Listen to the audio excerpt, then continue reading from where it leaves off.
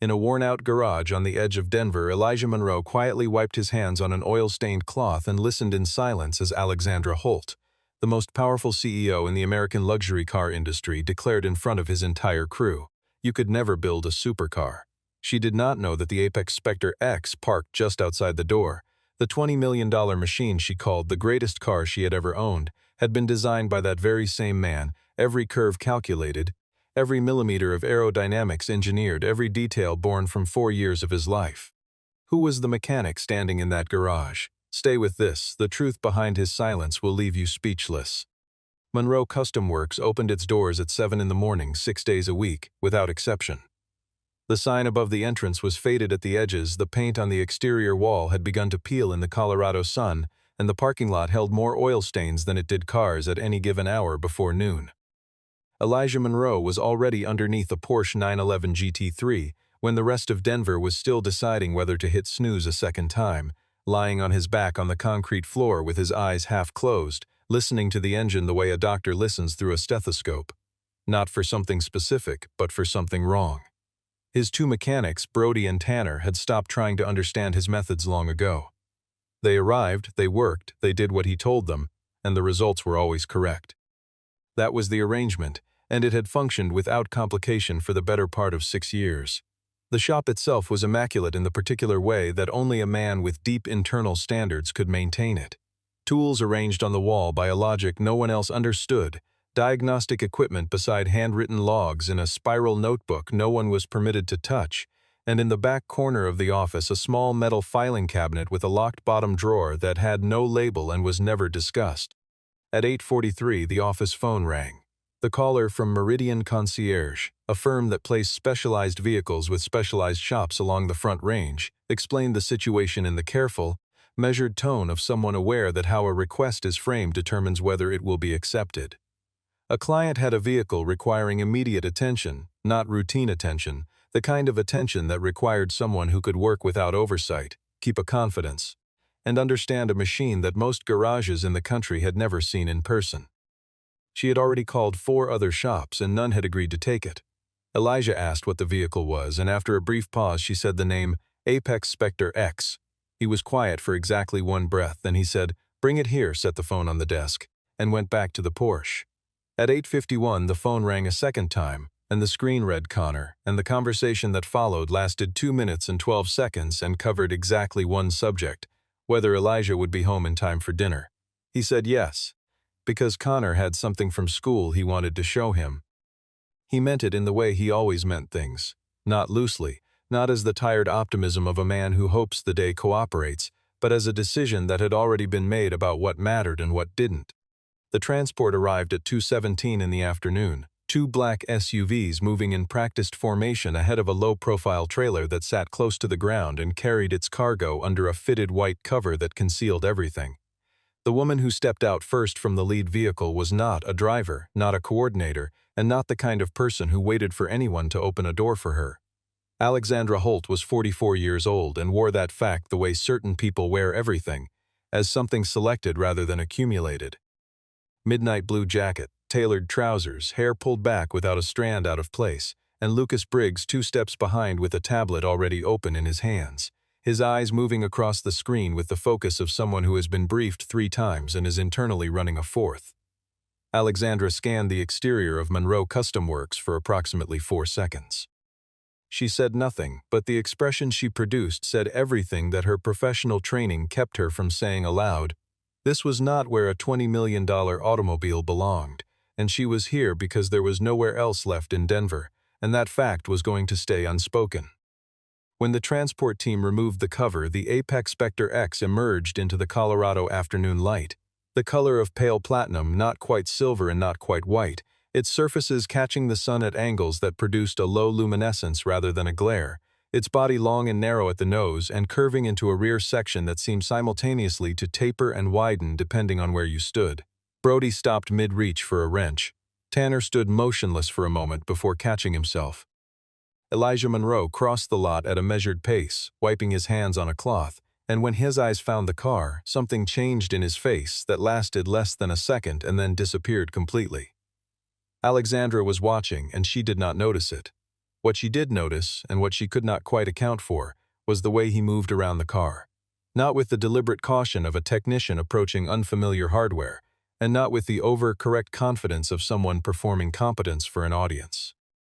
He moved the way a person moves around something they already know, the way a surgeon's hands know the instrument tray without looking at it, and that observation produced in Alexandra Holt a sensation she rarely experienced and did not enjoy: uncertainty. She filed it without resolving it and chose instead to focus on the assessment she expected him to give. She presented the problem in the efficient brevity of a woman who did not waste time. An abnormal vibration present above 2,800 RPM and most pronounced around 3,200, no identifiable cause found by 3 previous garages, no proposed solution she had been willing to accept. Elijah listened without interrupting, then walked to the car and pressed one hand to the hood at 3 separate points in deliberate sequence, tilted his head, crouched at the front fascia, held that position for nearly 15 seconds and stood. "Leave it overnight," he said. "I need to hear the engine cold." Alexandra looked at him for a moment with the expression of someone deciding whether to be patient or impatient, and then she asked what his experience was with this specific model. He looked back at her without blinking. Enough to fix it.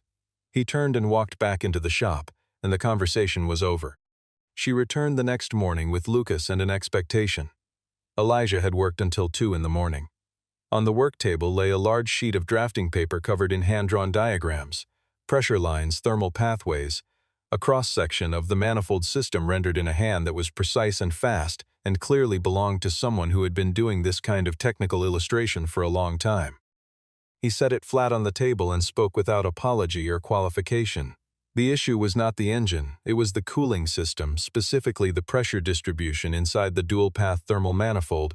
A component in the secondary heat channel had been replaced at some point before the car reached him with a part that did not match the original specification, and the resulting deviation shifted the airflow pressure balance in the range between 2,500 and 3,500 RPM, which was where the vibration originated.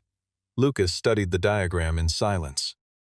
Alexandra studied it too, and she could recognize, because she had spent 20 years in an industry built on precision, the difference between a document produced for show and one produced by someone who understood what they were looking at. That recognition produced not comfort but a sharpened suspicion, and Lucas had already pulled up the public record for Monroe Custom Works on his tablet. No hypercar manufacturer certifications, no major press, no industry awards, a repair shop with a faded sign and reliable reviews from clients who brought in standard performance vehicles. "I want an independent assessment," Alexandra said. She looked at Elijah steadily. "And what exactly is your background with this car specifically?" He folded the diagram once and set it down. "I've worked on the system involved." "That's not an answer. It's the one I'm giving." Then the silence arrived, the kind that happens when 2 people are both deciding the same thing at the same moment, and Alexandra Holt decided. She looked at Elijah Monroe, at the work shirt, at the grease mark on his cuff, at the garage around him, and she committed to the position the way authority sometimes commits to a position when backing down feels more costly than being wrong.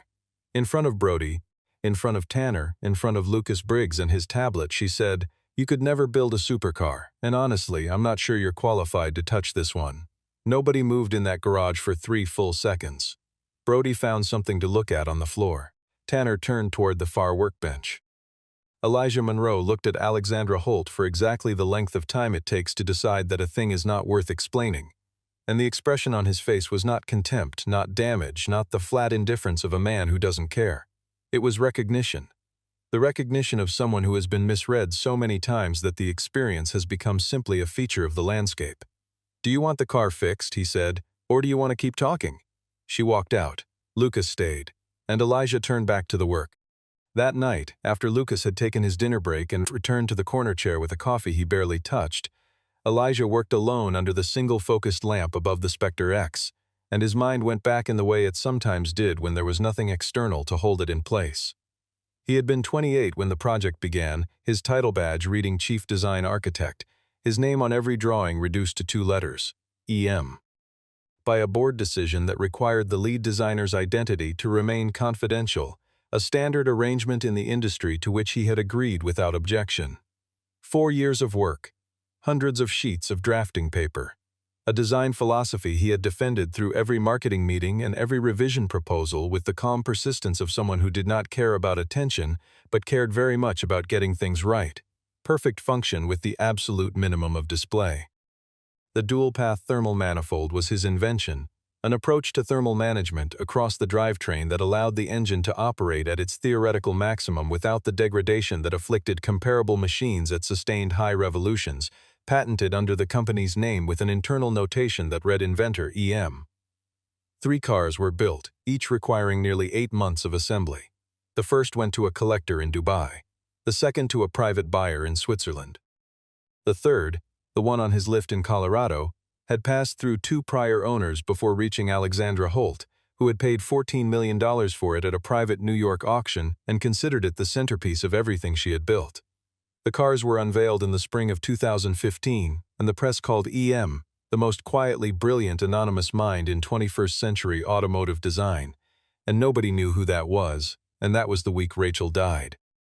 She had been driving home from a night shift at the hospital when the accident happened, and Connor had been 22 months old, and the week that was the highest point in Elijah's professional life was also the last week of his marriage. He resigned quietly.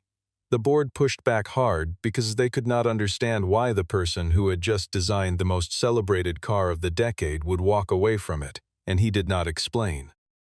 The meetings lasted 3 weeks and produced nothing except a growing awareness on the board's part that there was no argument they could make that would hold. What do you say to a man who has already decided what matters? You sign the paper. He negotiated 1 term.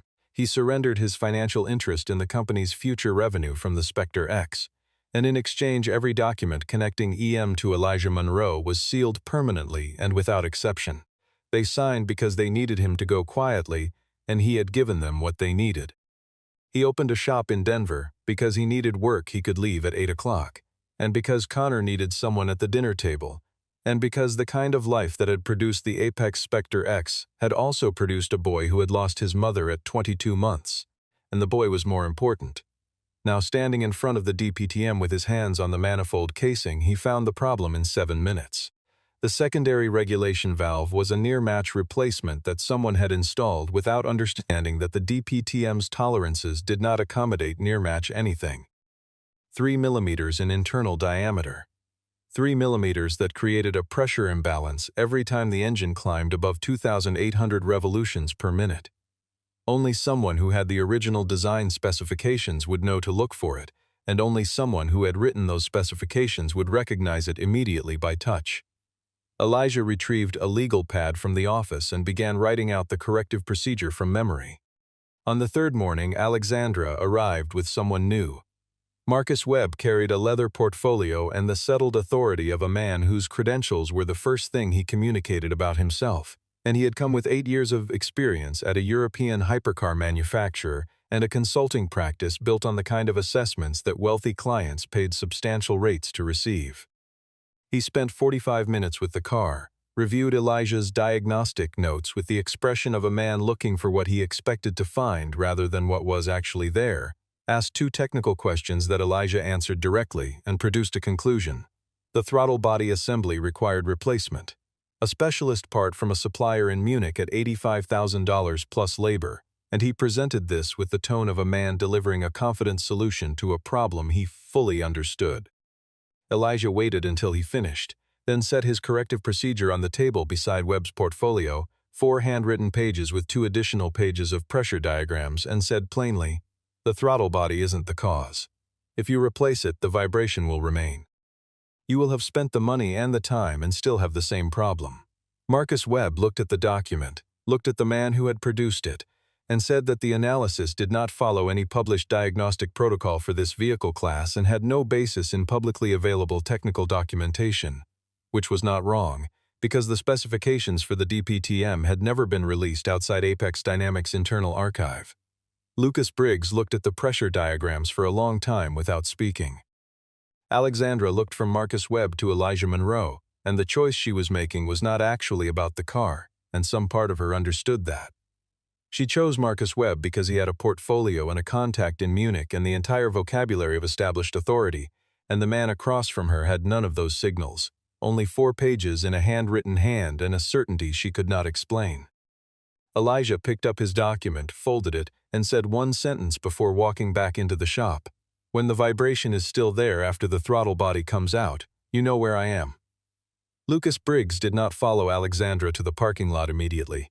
He stood in the bay for a moment longer than necessary, looking at the table where the document had been, thinking about something he had not yet formed into a question. 3 days later, the Spectre X came back to Alexandra's building with a new throttle body and a signed assessment from Marcus Webb confirming acceptable performance parameters. Documentation produced on the second day after installation, before the vehicle had been run at sustained RPM long enough to confirm anything. The vibration was unchanged at 2,800 revolutions. By 3,200 there was an additional symptom, a slight hesitation in throttle response that had not existed before. The replacement had not solved the original problem. It had introduced a second one. Alexandra had 5 days until the Holt Prestige Motors annual showcase. 200 invited guests, 6 automotive journalists, a ballroom at the Ritz-Carlton downtown, a raised platform under its own lighting array, and at the center of it the Apex Spectre X scheduled for a live engine start and a sustained rev sequence that the invitations described as a moment guests would not forget. Lucas Briggs drove to Monroe Custom Works the following morning without telling Alexandra, parked in the lot, walked into the front bay, and asked Elijah directly how serious the manifold problem was. Elijah answered the same way he answered everything. If the car ran a sustained sequence above 2,800 RPM, the incorrect valve would generate concentrated heat in a localized section of the DPTM that the system was not designed to manage, not catastrophic failure immediately, but progressive thermal stress in a component that, because it was not publicly documented, would take months to source and additional weeks to replace, and all of it would happen in public, in front of 200 people. Lucas asked how he could possibly know the DPTM specifications well enough to predict the failure point, and Elijah said he read a lot. Lucas clearly did not believe this, and clearly was not ready to push further. He went back and presented the concern to Alexandra as precisely as he could. It was not enough. She declined to change the program. That afternoon, Elijah sat at his desk and wrote a letter on plain paper addressed to the office of Alexandra Holt. 4 paragraphs, clinical, no personal reference, the symptom progression described point by point, the component at risk identified specifically, and a recommendation that the live engine demonstration be removed from or significantly shortened in the event program. He signed it Elijah Monroe, Monroe Custom Works, sealed it, and put it in the mail. It was delivered the following morning. Nobody replied. Dr. Nolan Vance had been in Denver for 4 days attending a symposium at the University of Colorado's engineering department when he heard the name of the garage through a colleague who worked adjacent to the concierge automotive sector. The car had been to multiple shops. The problem was unresolved. The garage was called Monroe Custom Works. Nolan set down his coffee and went there that afternoon. When Elijah looked up from the Porsche and saw who was in the doorway, he set his wrench on the frame without being called and came over, because there was no pretending that was a routine customer. They had not seen each other in 10 years, and there was no moment of not recognizing each other. There was instead the particular quiet of 2 people who share a large unresolved history and are deciding in a few seconds how to enter it. They went into the office. Nolan said, "You're repairing the car you built." Elijah said, "I'm repairing a client's car." Nolan said, "That's the same thing." Nolan then said that Apex Dynamics wanted to intervene, contact Alexandra through official channels, send a factory technician from Detroit, resolve the problem cleanly. Elijah said no. Nolan leaned forward. He explained that this was not about Elijah and not about what had happened 10 years ago and not about the non-disclosure or the resignation or any of it. It was about the car, one of 3. If it suffered serious thermal damage during a public event, in front of journalists, because a valve had been swapped and nobody had caught it, that story would leave Denver and it would become the story about the Spectre X. And every collector who owned one would begin to worry, and the car's legacy would be rewritten by a failure that was entirely preventable. He waited. Elijah was quiet for a while, looking through the office window at the empty center bay where the Spectre X had been sitting. The argument Nolan had made was not a new kind of argument. Elijah had heard variations of it before, from the board, from engineers he respected, from people who believed that certain work was too important to be left alone regardless of the personal cost. What was different this time was that the argument was not about his career or his legacy or his professional obligation to the industry. It was about the machine itself. One specific machine, with a specific flaw, in the hands of someone who did not know what she was holding and was about to display that fact to everyone in the room. Elijah understood in that quiet that he had not stayed out of the situation because he was indifferent to it. He had stayed out because no one had given him a reason to enter that was worth the cost of entering. Nolan had just given him one. Then he said, "I'll be at the event." Nolan asked what he planned to do. Elijah said it would depend on what happened. Nolan asked one more question. If she asked who he was, what would he say? Elijah was quiet again, longer this time. "I'm a mechanic from Denver." Nolan looked at him with the expression of a man who has learned that some decisions belong entirely to the person making them, nodded once, said he would also be present, and walked out of the shop. The grand ballroom of the Ritz-Carlton Denver was the kind of room that made everything inside it feel deliberate. The ceiling was high enough that sound traveled differently, the lighting was warm and precisely angled, and 200 guests in evening dress moved through the space with the unhurried confidence of people accustomed to exactly this kind of room. At the center, on a raised platform built specifically for the evening, the Apex Spectre X sat under a column of focused white light that gave the car's platinum surface a presence it already possessed without any enhancement. Guests slowed when they passed it. Several stopped entirely, standing at the velvet rope with drinks in hand, saying things to each other that the room's ambient noise absorbed. Alexandra moved through the event in a midnight blue evening dress with the practiced ease of someone who had hosted enough gatherings of this kind that the hosting had become instinctive, reading each cluster of guests, asking the right question, moving on at the right moment. Lucas Briggs managed the operational layer from a careful distance. The program was on schedule. Everything was as designed. Elijah Monroe entered through the service entrance at 8:12 in a pressed white shirt and dark trousers, was stopped by security, and was let through by a gesture from Lucas Briggs, who had been watching the entrance camera and had made a decision 2 days ago that he had not shared with his employer. Elijah positioned himself near the edge of the platform, close enough to the car that he could reach it in under 15 seconds, and stood with one hand in his pocket, watching the room the way a person watches something they are responsible for, even when they hold no official standing in the situation. The program director took the stage at 8:45, introduced the centerpiece of the evening, and a technician climbed into the Spectre X and brought the engine to life.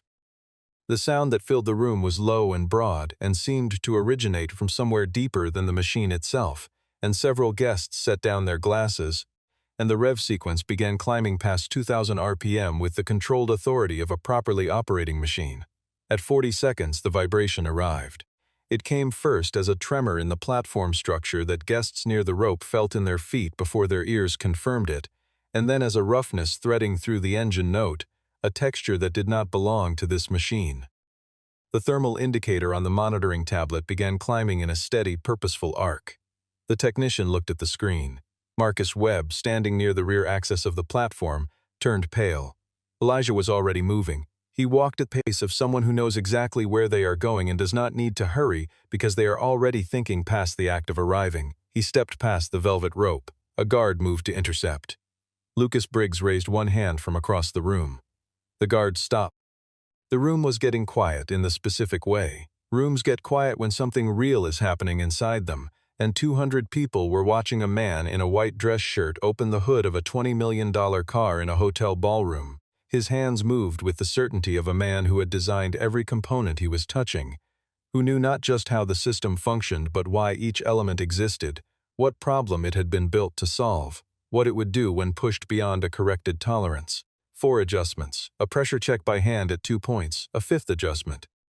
90 seconds. The vibrations stopped. The thermal indicator stabilized. The engine sound returned to what it was supposed to be, smooth, deep, composed, the sound of something that had been built to be precisely this and nothing more. And in the ballroom the silence lasted a moment that seemed longer than it was, and then the low murmur of 200 people arriving at the same understanding moved through the room. Elijah lowered the hood with both hands, holding the last inch of movement until the latch engaged softly. He stood. He did not look at the room. He looked at the car, at the line of the roof, at the shoulder curving from the windshield pillar down to the rear quarter, at the way the light caught the front splitter's edge. He had drawn that splitter on a Sunday afternoon in 2012 with a cup of cold coffee on the desk and the first DPTM diagram taped to the wall behind him. He had not thought about that afternoon in a very long time. From the rear of the room, Dr. Nolan Vance walked forward through the parted crowd at the measured pace of a man who has been waiting for the right moment and has arrived at it. He stopped in the center of the space between Elijah and Alexandra, and he said, in a voice clear enough that the room received it without him raising his volume, "I'm Dr. Nolan Vance, Chief Engineer of Apex Dynamics. The man who just saved this car, and who designed every single component of it from the first sketch to the last assembly drawing, is Elijah Monroe. He worked under the initials EM. He was the chief design architect of the Apex Spectre techs." The room produced a sound that was not applause and was not conversation but the particular layered murmur of 200 people absorbing the same fact from the same position at the same moment. Camera phones appeared. A journalist near the edge of the platform raised her hand with the instinct of someone whose profession had just given her a gift she had not anticipated. Another guest near the back said something to the person beside them, and the observation spread outward in a low wave. The EM drawings, which had circulated in collector circles as a kind of mythological object, signed works from an unidentified genius that had never been publicly attributed, had a name now, and the name was attached to a man in a white shirt standing next to the car he had designed, with no expression of triumph on his face and none of satisfaction either, only the composed stillness of someone who has done what needed to be done and is now waiting for the room to catch up. Marcus Webb was no longer visible anywhere in the ballroom. Alexandra Holt stood 12 feet away from Elijah Monroe and looked at him with the expression of a person whose understanding of a situation had just been reconstructed entirely and who was finding the new version more difficult to hold because the old one had been comfortable. They found a room off the corridor behind the catering area. Fluorescent lighting, a plain table, nothing like the ballroom they had just come from, and the four of them sat: Alexandra, Elijah, Lucas Briggs, and Nolan Vance. Nolan set a folder on the table containing photographs of original design drawings signed EM, a section of board minutes from Apex Dynamics' 2015 spring meeting, and the internal patent file for the dual-path thermal manifold with an inventor's designation line that read EM. Alexandra turned through the pages one at a time, and her hands were not entirely steady. When she looked up, she asked the only question she could form into words: "Why didn't you say who you were?" Elijah said, "You didn't ask." The sentence was short enough that arguing with it was impossible and accurate enough that arguing would have been beside the point, because she had not asked. She had looked and assessed and spoken, and the step that was the question she had never posed. A long silence followed, the kind she did not attempt to fill. She looked through the room's small window at the corridor where the muffled sound of the event continuing without her drifted in faintly, and then she asked in a voice that was quieter and more deliberate than the one she had used in his garage. "What was the design philosophy for the car?" Elijah said. "Perfect function, no unnecessary display." She sat with that for a moment. She had spent 20 years building a business around things that were displayed: cars in showrooms, brands on invitations, names in press releases, status communicated through every surface and signal available. And the man across from her had spent 4 years building something that expressed its nature entirely through what it did rather than what it announced, had then sealed his name away from it completely, and was now sitting in a plain room under fluorescent lights, while the thing he had built was 50 feet away, under a spotlight he had never requested and did not appear to need. She thought about the first day at the garage. She thought about the diagram on the table, and the way Lucas had gone quiet looking at it, and the way she had looked past both of those things because the evidence in front of her had not matched the story she had already written. That was, she understood now, the most expensive mistake she had made in recent memory. Not because of the car, not because of the event, but because of the category of error it represented. She had not looked. She had assumed. And the distance between those two things was where the truth had been waiting the whole time. Nolan made the offer: a consulting role on Apex Dynamics' next confidential project, full creative authority, a compensation figure that was several orders of magnitude above what Monroe Custom Works generated in a year. Elijah said with the same flatness he used to say most things, "Thank you, no." Lucas Briggs, who had not spoken since entering the room, said to no one specifically, "I knew the pressure diagrams were different from anything I'd seen before. I couldn't understand how someone drew them from memory. Now I understand." He said it without agenda, as a simple fact offered to the room. Elijah looked at him and nodded once. There was no formal apology in that room, and Elijah had not come for one. He had come because a machine he had built was about to be damaged in public, and the damage was preventable, and preventing it was correct regardless of who was watching or what anyone said afterward. He pushed back his chair and stood and picked up his jacket and said to Nolan, "Take care of the other two," Nolan said he always did. Elijah walked to the door and left without looking back. Monroe Custom Works opened at 7 the following morning, and the Porsche 911 GT3 was still on the lift where it had been waiting since the beginning of the week, and Elijah pulled on his work shirt and picked up his mechanical pencil and went back to work. Brody arrived at 7:15. Tanner at 7:22. Neither of them mentioned the previous evening, and Elijah did not raise it because the arrangement had always been that the work was the point and the work was what continued. The phone began ringing at 7:30 and by 9 it had rung 11 times. Concierge services he'd never worked with, collector clients from other cities, a journalist from an automotive publication, a law firm representing a private equity group he'd never heard of. And he answered none of them, because there was a Porsche on the lift that had been waiting patiently and deserved to be finished. At 9:12, Diana Kerr arrived, Director of Communications for Apex Dynamics Professional and Composed, carrying a business card and a formal acquisition offer in a document she set on the table with the confidence of someone presenting a conclusion that no reasonable person would decline. A buyout of Monroe Custom Works, a return to Detroit in a design leadership role, full creative authority on the company's next major project, and a compensation package described as significant, which was an understatement visible even through the careful language. Elijah read it completely. Then he set it down and picked up his pencil and said, "Tell them I appreciate it. The answer is no." Diana Kerr stood in the doorway for a moment slightly longer than the one typically granted to a conclusion. He thanked him, collected her card, and walked back through the shop to the parking lot. At 10:32, a dark sedan pulled into the lot. Not the black SUV, not anything that announced itself. And Alexandra Holt walked in alone and set an envelope on the workbench beside his pencil.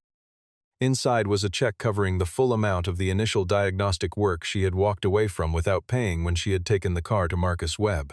She looked at Elijah and said, "I didn't know who I was talking to." He looked at the envelope, then at her and said, "Now you do." He picked up the envelope, opened the drawer beside him and placed it inside, not as a performance of indifference, not as dismissal, but as a man who had been owed something and had received it and was ready to continue. Alexandra did not leave immediately.